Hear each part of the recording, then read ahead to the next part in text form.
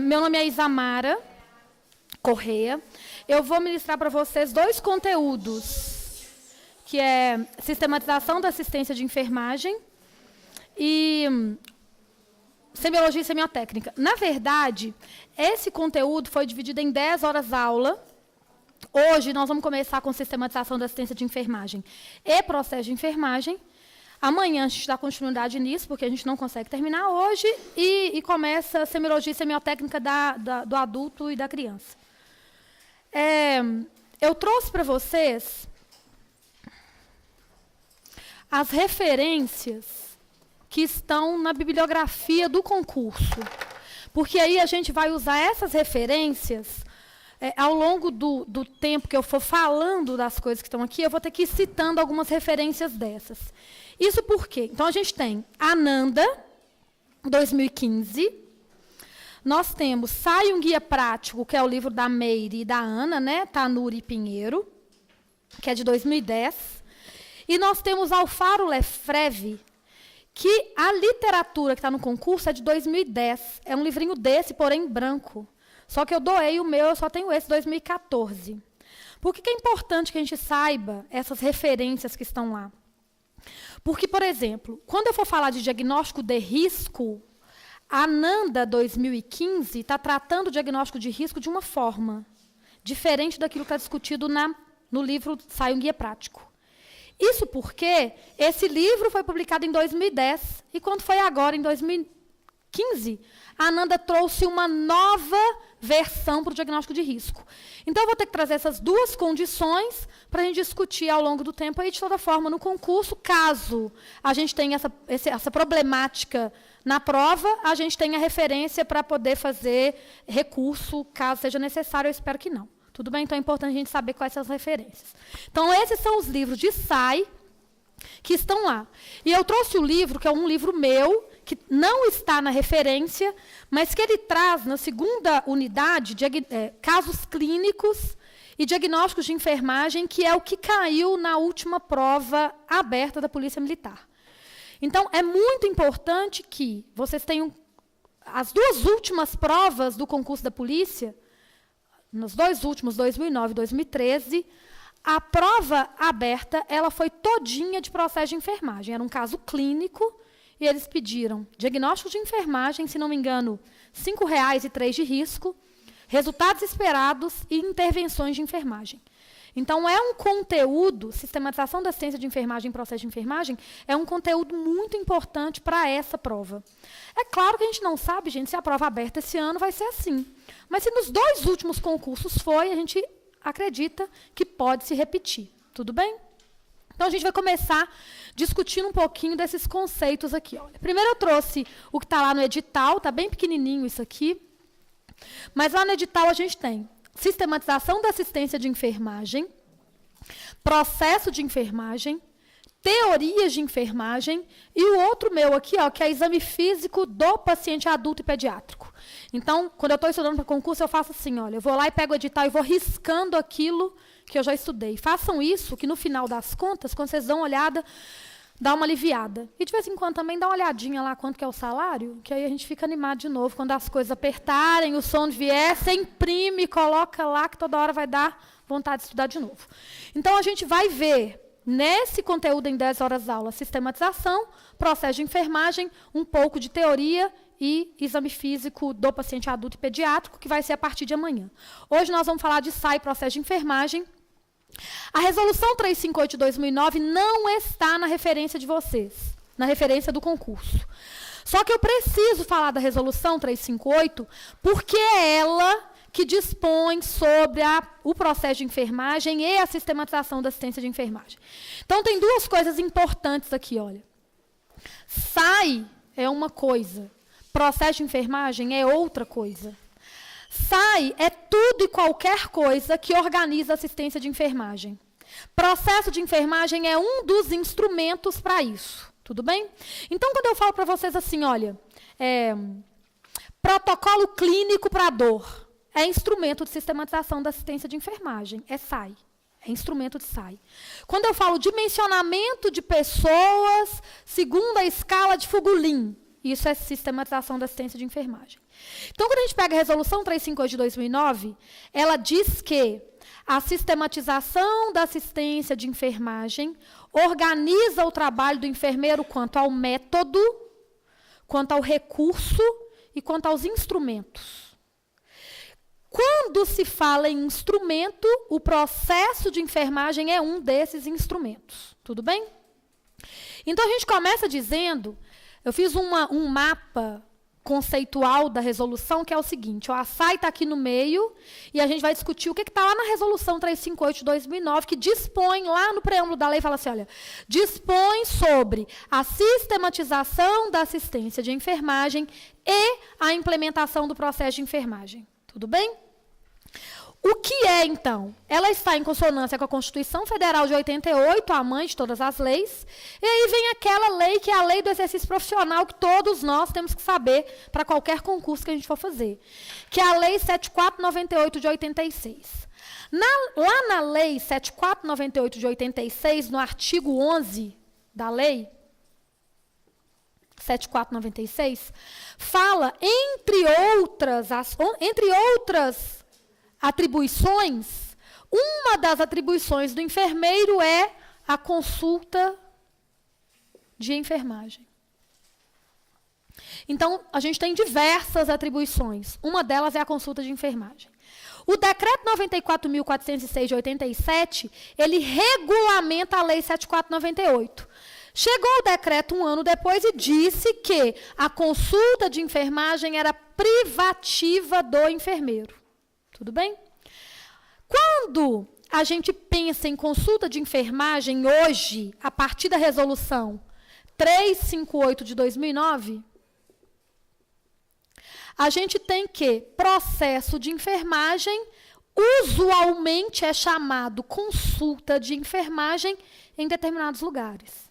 Então, quando eu pensar assim, quando eu estou dentro de uma instituição hospitalar, eu estou usando o processo de enfermagem. Quando eu estou lá no ambulatório e eu faço consulta de enfermagem, isso também é processo de enfermagem.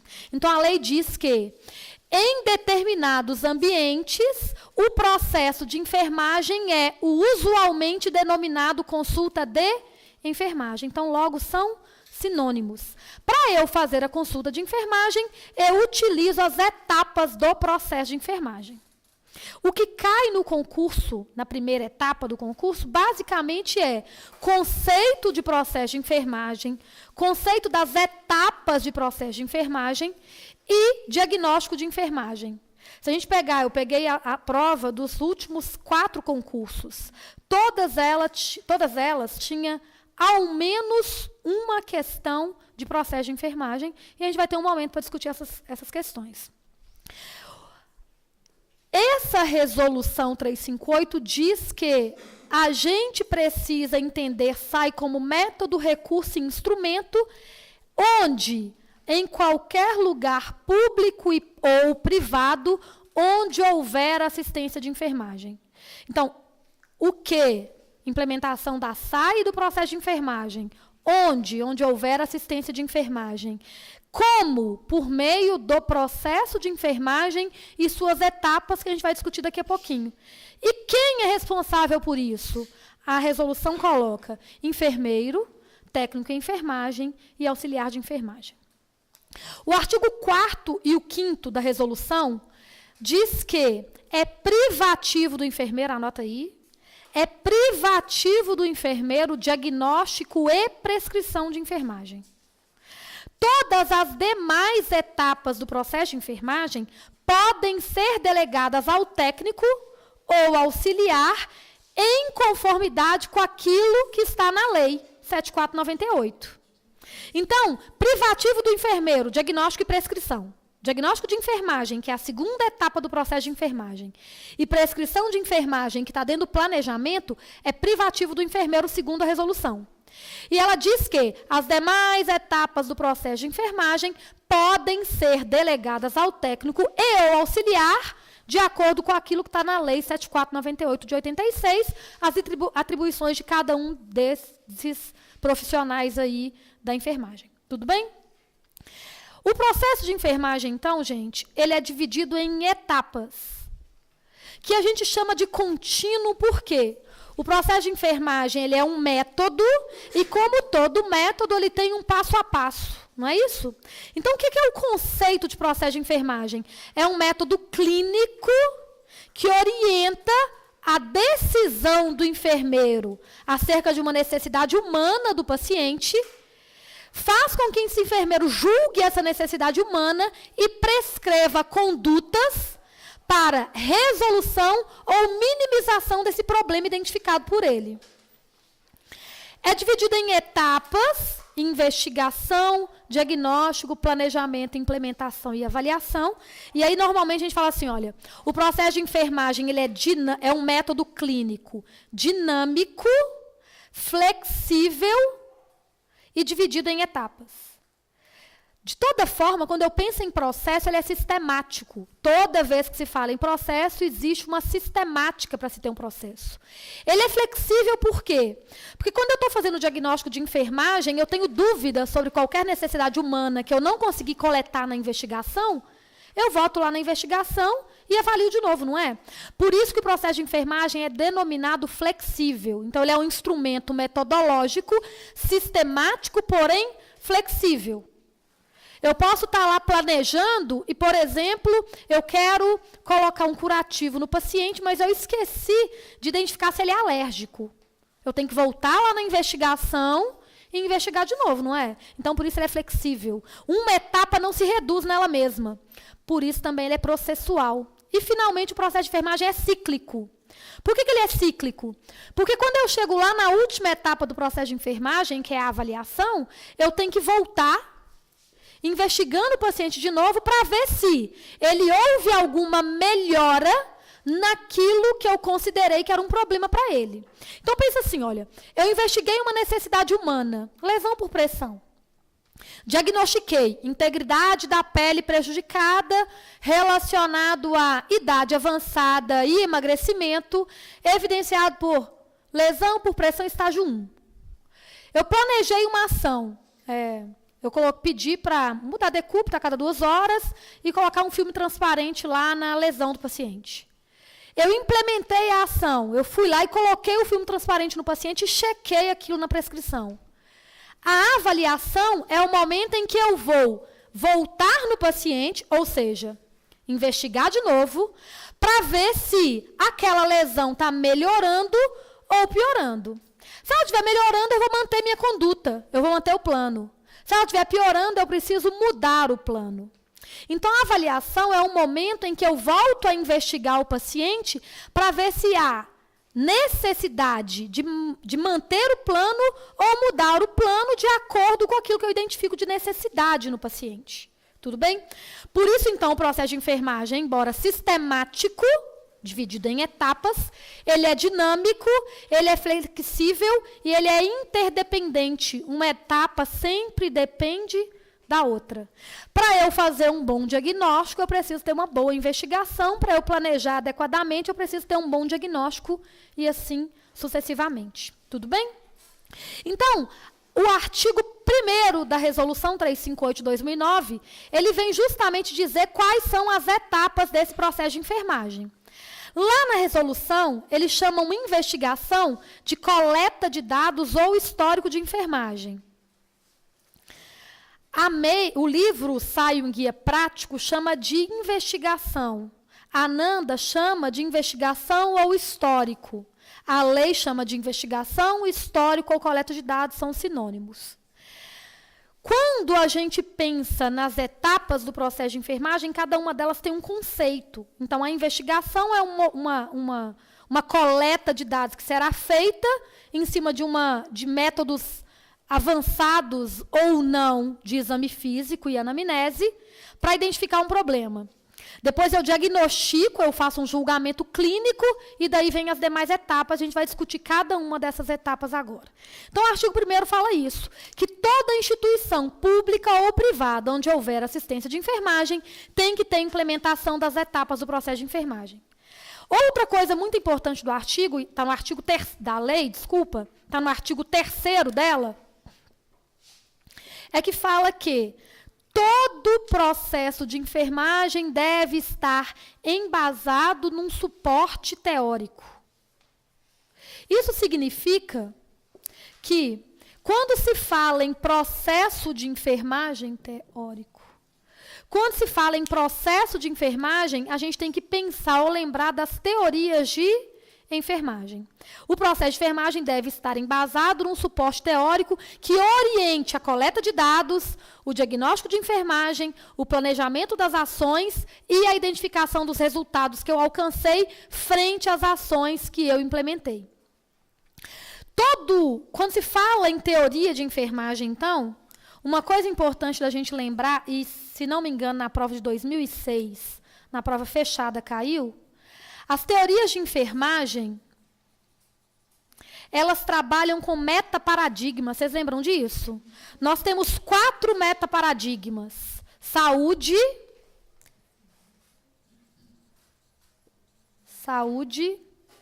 ambiente,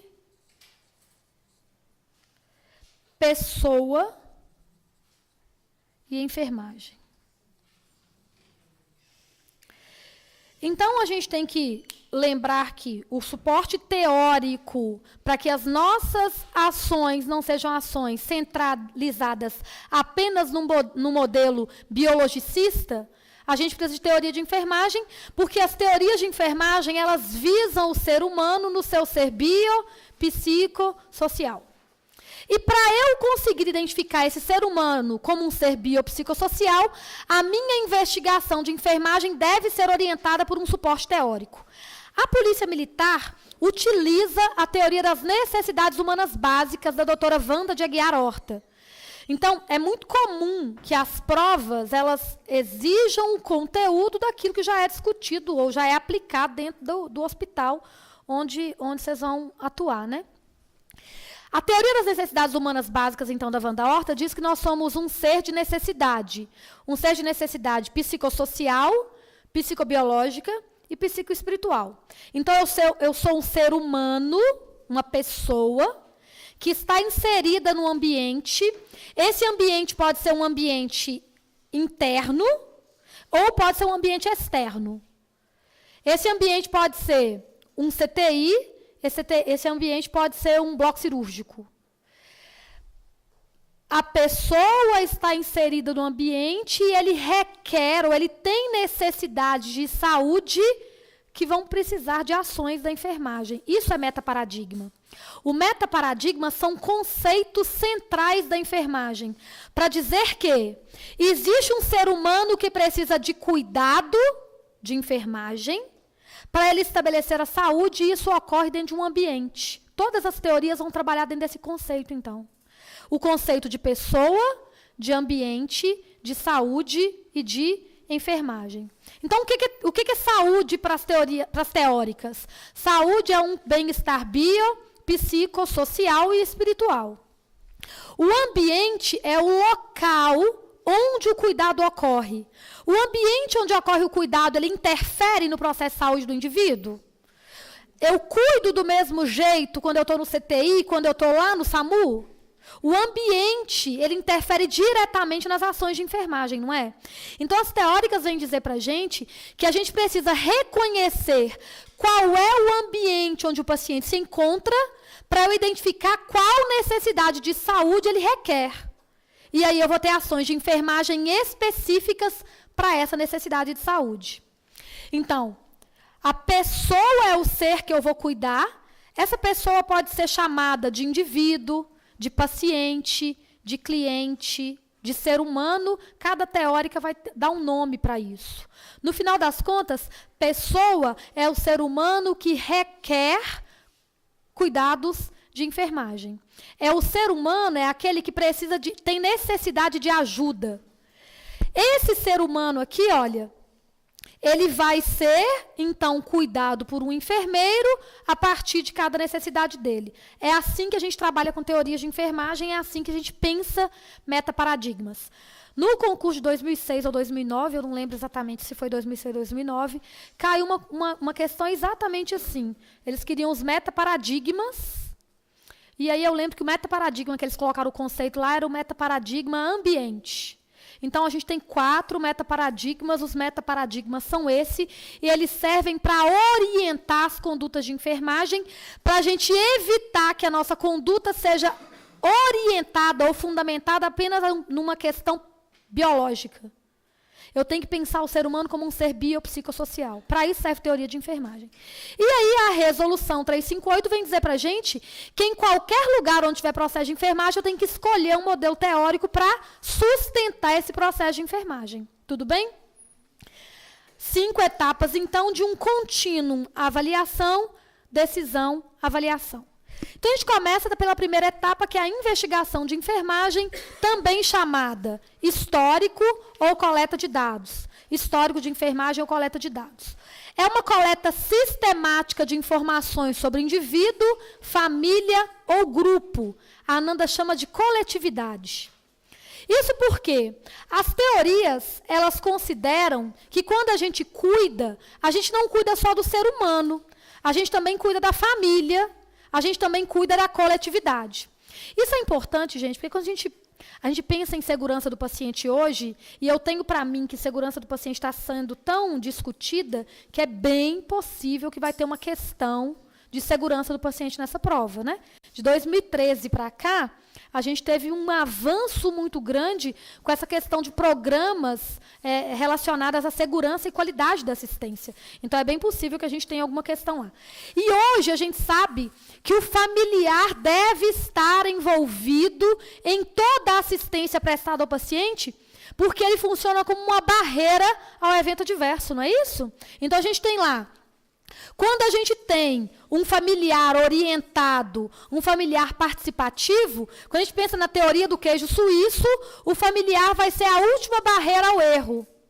Então, o familiar é parte da assistência de enfermagem. Quando eu cuido, eu não cuido só do ser humano doente, eu cuido também da família daquele ser humano. Por isso é importante levar em conta que quando eu estou lá investigando, ou quando eu estou fazendo coleta de dados no paciente, eu tenho que identificar, por exemplo, qual que é a necessidade de educação do familiar. O que o familiar quer saber sobre educação para a saúde? Porque ele vai ser uma das pessoas cuidadas por mim. Então, quando a gente faz essa avaliação, isso está dentro desse referencial teórico colocado pelas teorias de enfermagem. A pessoa não só é pessoa, pode também ser família, pode também ser coletividade. Tudo bem? A gente investiga para evidenciar necessidade de saúde ou fator de risco. O que é fator de risco? É tudo aquilo que aumenta a vulnerabilidade do indivíduo. Então, eu estou vindo ali, o chão está encerado, eu escorreguei. Existe vulnerabilidade alta para queda. Eu tenho um diagnóstico de enfermagem, risco de queda. Então, quando eu investigo um paciente, eu investigo o paciente identificando uma necessidade humana que já tem ou aquilo que ele está vulnerável a ter. Risco de queda é uma vulnerabilidade no idoso, no paciente que usa múltiplos medicamentos, numa criança abaixo de 5 anos. Como risco de infecção é uma vulnerabilidade a um paciente que tem um acesso a um tubo, por exemplo. E tem coisa que já está presente, uma flebite, uma taquipneia, já não é vulnerabilidade, já é real. Então, quando eu investigo o paciente, eu investigo buscando evidências de problemas de saúde que eu posso resolver, ou fatores de risco que aumentam a vulnerabilidade de um indivíduo. Tudo bem até aqui? Esse é o conceito de investigação. Quando se fala em investigação histórico ou coleta de dados, a gente fala em anamnese, exame físico e exames complementares. Como a gente vai ter um momento só para discutir semiologia e semiotécnica, eu não coloquei isso aqui, senão ia ficar muito confuso. Então, eu vou primeiro apresentar o processo de enfermagem, depois eu volto para a gente fazendo uma pincelada em semiologia e semiotécnica especificamente, que aí tem a ver com a anamnese, que é a nossa entrevista clínica, e o exame físico, que é aquele exame físico cefalopodal, que eu já peguei as provas anteriores e vi que o que mais cai é exame físico neurológico, cardio, respiratório e renal. O que mais caiu que eu vi foi respiratório e cardio.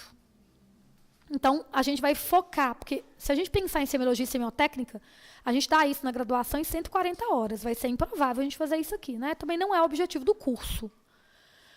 nós vamos focar nessas coisas aí, ou nesses sistemas que teve mais questão em relação a ele, tá? Então, eu vi Glasgow cair em quase toda prova, né? Vocês repararam isso? Uma coisa que eu reparei, medida da pressão intracraniana cai em quase toda prova. Então, tem umas coisas, gente, que vale a pena.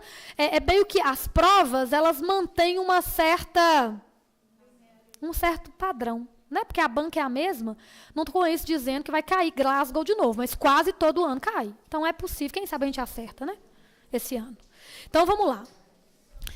Investigação de enfermagem, tudo bem? Como é que isso cai lá na prova, na primeira etapa? Cai conceito, literalmente. Investigação de enfermagem é uma metodologia para a coleta de dados de forma sistemática por meio de anamnese e exame físico.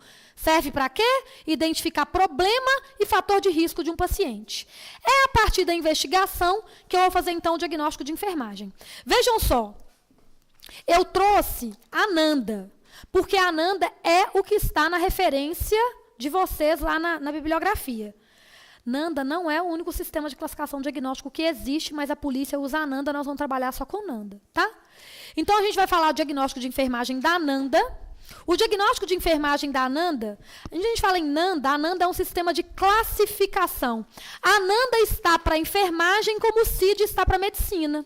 Lá no CID, eu tenho o sistema de classificação de diagnósticos médicos. Na Nanda, eu tenho um sistema de classificação dos diagnósticos de enfermagem. É um sistema padronizado de termos. É uma lista de terminologia mesmo. O que é importante? O conceito de diagnóstico e para que serve um diagnóstico. Então, o diagnóstico de enfermagem é um julgamento clínico. Por que é julgamento clínico? A palavra clínica ela tem origem grega e significa maca, cama. Então, é julgamento sobre problemas de saúde. Por isso que existe clínica médica, né? O clínico geral. Então, quando eu falo em julgamento clínico, é um julgamento em cima de sinal e de sintoma. Em cima de fator de risco. Então, é um julgamento clínico sobre respostas humanas a condições de vida, bem como vulnerabilidade, ou seja, é um julgamento sobre problemas que existem ou problemas que podem acontecer quando o paciente tem uma vulnerabilidade aumentada. Quase todo paciente nosso tem alguma vulnerabilidade. Aí vocês falaram para mim assim, como é que eu vou saber todos os diagnósticos de COP para fazer a prova? Risco. Quase todo mundo tem risco. Risco de infecção, risco de queda, risco de lesão por pressão, risco de aspiração. Faz risco. Para que serve o diagnóstico? E tem uma questão exatamente assim. O diagnóstico de enfermagem seleciona, ele serve de base para selecionar as ações de enfermagem. Quando um médico diagnostica pneumonia, isso serve para quê? Orientar a prescrição médica, não é? É meio que inadmissível eu ter um paciente com diagnóstico médico de pneumonia e não ter nada para tratar a pneumonia, não é? Na enfermagem é a mesma coisa. É inadmissível eu identificar um diagnóstico e não ter nada para tratar ou para minimizar aquele diagnóstico. Então, quando eu penso, por exemplo, que eu identifiquei um paciente com risco de queda, é um dever ético, moral e técnico, científico, implementar alguma conduta para aquilo. Porque se eu coloco lá que o meu paciente tem risco de queda e eu não prescrevo nada para isso, eu estou infringindo, inclusive, a Resolução 311 de 2007, que é a resolução do Código de Ética de Enfermagem. Eu preciso diagnosticar para prescrever. Então, existe um porquê do diagnóstico de enfermagem, e o porquê do diagnóstico é direcionar as intervenções de enfermagem para alcançar um resultado. Tudo bem? Esse é o porquê do diagnóstico de enfermagem. Como a gente trabalha com a Nanda ela é um sistema taxonômico, eu falei. A taxonomia é um sistema de classificação. E a Nanda trabalha com domínios e classes. Eu não sei se vocês se lembram disso, tem uma figurinha aqui que vai ficar mais fácil vocês lembrarem. Não precisa saber de cor os domínios e as classes não, tá, gente? Tem que saber o que está dentro do domínio e da classe.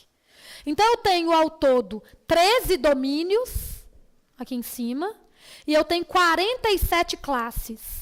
Os diagnósticos de enfermagem estão categorizados por similaridade dentro dessas classes. Eu fui clara? Vou dar um exemplo bem tosco, mas ele clareia. Quando eu falo assim, reino animal. Isso é um domínio. Aí eu tenho lá assim, ó, mamífero, réptil e anfíbio. Eu tenho domínio e eu tenho as classes. Quando eu penso na vaca, no cachorro, no sapo, eles são classificados aqui dentro. Como que eles são classificados aqui dentro? Por similaridades. Então, quando eu penso num diagnóstico de enfermagem, por exemplo, para nutrição, tudo que refere à nutrição está dentro do domínio nutrição.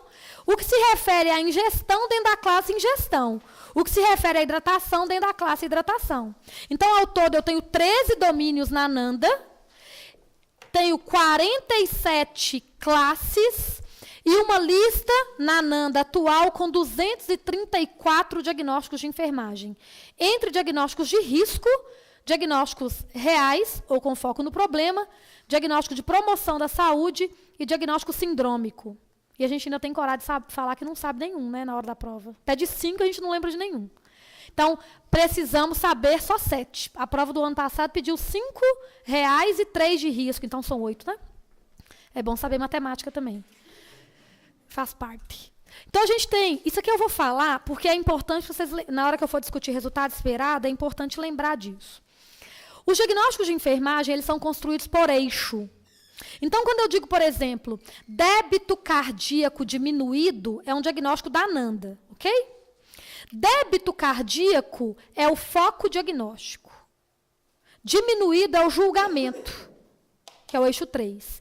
Então, quando eu pego o diagnóstico de enfermagem, ele já vem pronto, ele tem o eixo prontinho. Quando eu penso assim, olha, padrão de alimentação... Desculpa, vou pensar um mais tranquilinho. Padrão respiratório ineficaz.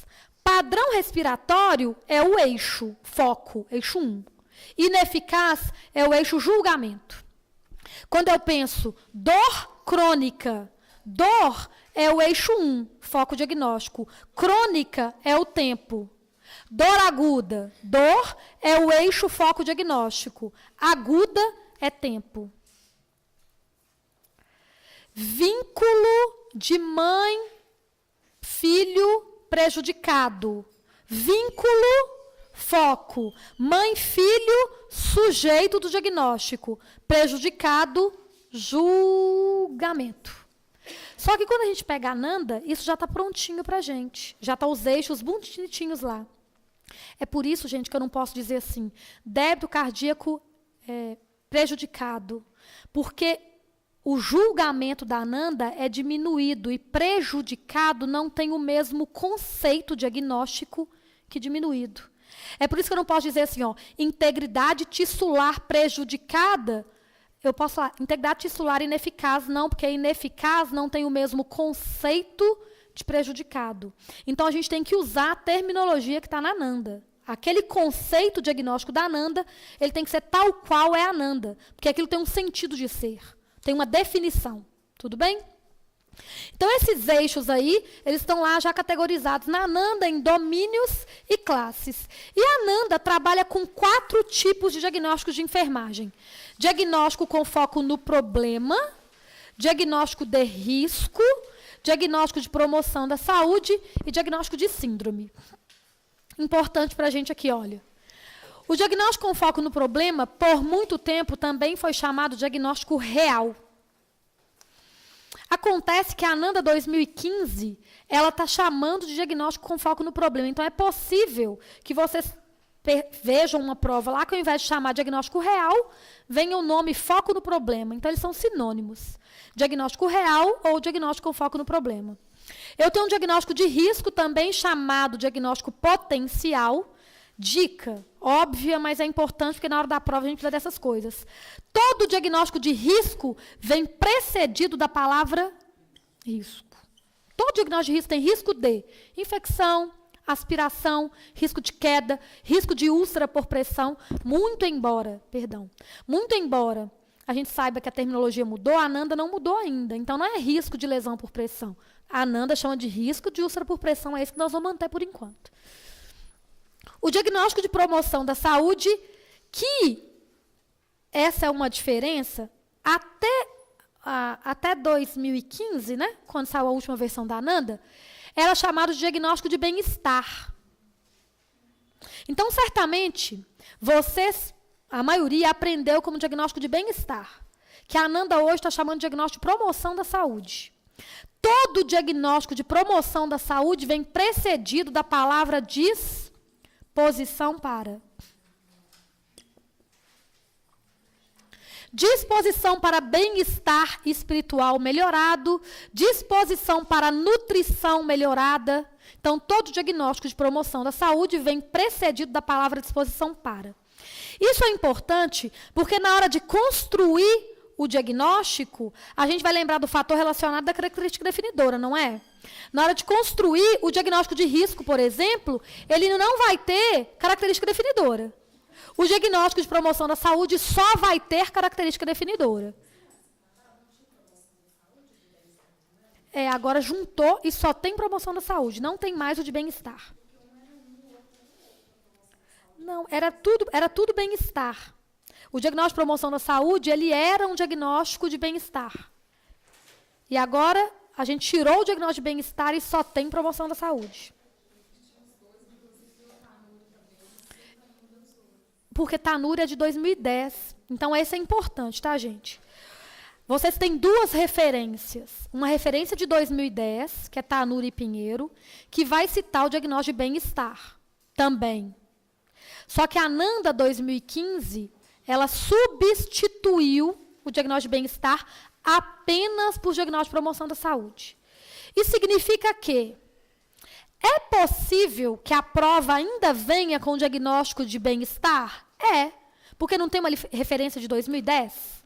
Então, é importante saber que na referência 2010 usa o diagnóstico bem-estar, mas na Ananda nova não tem mais esse diagnóstico, é só promoção da saúde. Tudo bem?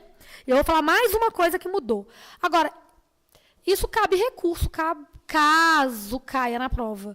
E um diga que sim, outro diga que não, vai caber recurso, porque tem duas referências para a mesma questão, né? As referências, elas estão com uma data muito diferente. Então, a gente está em 2017, a referência é de 2010, está muito atrás, né? Tinha que ser uma referência mais nova. Então, é importante lembrar disso. Mas, na verdade, é porque o livro ele é de 2010. Certamente, se sair um novo, já vai vir corrigido, né? Mas esse que é o problema. E o diagnóstico de síndrome. O diagnóstico de síndrome, todo diagnóstico de síndrome tem a palavra síndrome. Síndrome de. O diagnóstico de síndrome pode ser real ou de risco. Risco de síndrome pós-trauma, diagnóstico de síndrome, risco. Ou síndrome pós-trauma. O que menos cai, que eu já vi nas provas da PM, é o diagnóstico de síndrome e de promoção da saúde. O que caiu nas últimas provas? Real e de risco. Como a gente não tem, como sempre cai diagnóstico, é possível que caia alguma vez promoção da saúde e de síndrome. Então, vale lembrar que o diagnóstico de síndrome ele pode ser real ou pode ser de risco, tá? Então, agora a gente vai começar a discutir como que a gente constrói esse diagnóstico, que é o que acontece lá na prova. O diagnóstico real, ou chamado de foco no problema, de acordo com a Ananda nova, ele descreve resposta humana a condições que já estão presentes no paciente. Ou seja, existe evidência para aquele problema, para aquela situação que eu estou descrevendo como real.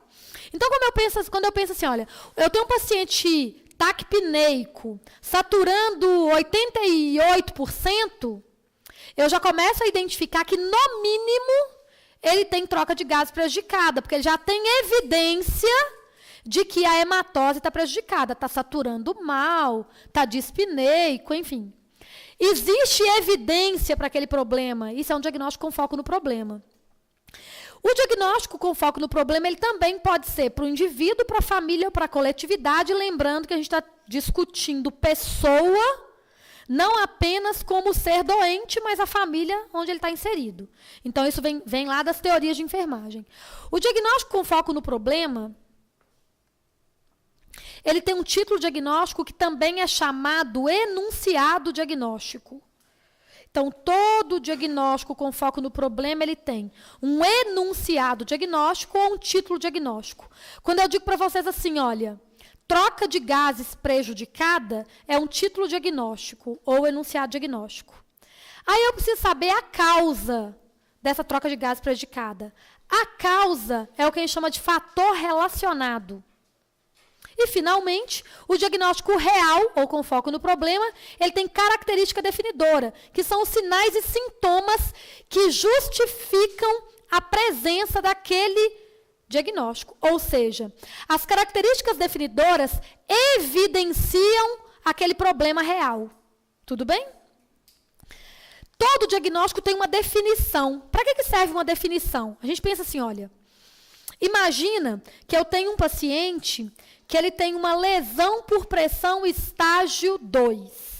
Ele tem integridade tissular prejudicada ou vamos colocar estágio 1, né? Para ficar mais fácil ainda. O paciente tem uma lesão por pressão estágio 1. Ele tem integridade tissular prejudicada ou ele tem integridade da pele prejudicada? Integridade da pele prejudicada, porque a definição de integridade da pele é assim, ó, dano a epiderme e derme. Quando eu penso em integridade tissular prejudicada, a Ananda traz assim, ó, dano a membranas, mucosa, tecido subcutâneo, tendão, osso, fáscia muscular, ou seja, quando eu pegar uma lesão por pressão estágio 4, a definição cabe integridade tissular prejudicada. Se eu pegar uma lesão por pressão estágio 1, é a integridade da pele prejudicada. Porque a definição delineia o que significa aquele diagnóstico. Tudo bem? Então, para isso que serve a definição. Quando eu pego a Ananda lá, a gente tem, então, as definições. A definição é aquilo que justifica a utilização daquele diagnóstico de enfermagem. Eu faço uma comparação assim, olha, angina estável e angina instável até se parecem, têm características clínicas muito parecidas, não é? A dor é muito parecida, só que quando eu penso de forma mais aprofundada sobre o mecanismo fisiopatológico e a histopatologia, a angina estável não é a mesma coisa que a angina instável. Os conceitos são diferentes. Então, a Ananda é a mesma coisa. Eu tenho diagnósticos que são parecidos. Mas a definição me ajuda a identificar qual diagnóstico está mais real ou mais válido para aquele problema que aquele paciente tem naquele momento. Para isso serve a definição. Então, lembramos que o diagnóstico tem título, ou enunciado diagnóstico, ele tem um fator relacionado ou causa, e ele tem uma característica definidora, que é o sinal e sintoma. A gente vai fazer um minutinho de intervalo.